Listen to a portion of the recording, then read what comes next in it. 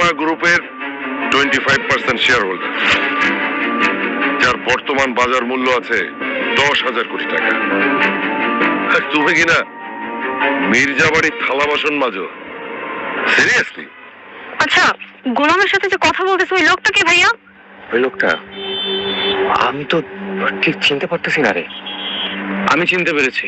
হ্যাঁ, উনি দুবাইয়ের বিখ্যাত কার্মা গ্রুপের মালিক। আমি টিভিতে দেখছিলাম।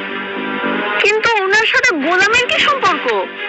রিউমার আছে যে ওনারা এই বিজনেসের পাশাপাশি বিভিন্ন ইন্টারন্যাশনাল ক্রাইমের সাথেও জড়িত। আমার মনে হয় গোলাম ওদের সাথে কোনো না কোনো ভাবে এই ক্রাইমের সাথে জড়িত আছে অথবা হতে যাচ্ছে। তাহলে তো সর্বনাশ। আমরা তো এখানে থেকে আমরাও ফেসে যাবো। চল আস্তে চল চল চল চল চল চলো তাড়াতাড়ি পালাই। তাহলে গোলাম? আরে গোলাম আমি বাসাতে দেখছি, ও তো বাসা ফিরবে। চল হ্যাঁ চলো চলো চলো চলো চলো চলো চলো আগে ওঠ ওঠ ওঠ।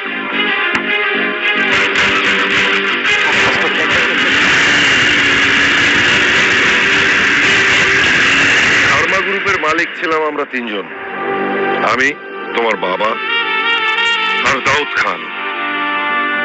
আমাদের বিজনেসটা খুব ভালো চলছিল, কিন্তু আমাদের বিজনেসের মধ্যে দাউদ খান কিছু অবৈধ বিজনেস ঢোকানোর চেষ্টা করে, যার বাধা দেয় তোমার বাবা। একটা পর্যায়ে আমরা আমাদের বিজনেস ভাগ করে ফেলি, কিন্তু দাউদ খান একাই 50% শেয়ার নিয়ে নেয়, আর বাকি 50% আমি আর তোমার বাবা। কিন্তু একটা পর্যায়ে তোমার বাবাকে দাউদ খান হত্যা করে। সেই হত্যার প্রতিশোধ নিতে আর তোমার হক পেতে তুমি তো আইনি লড়াই লড়ছিলে, কিন্তু হঠাৎ করে তুমি উধাও হলে কেন?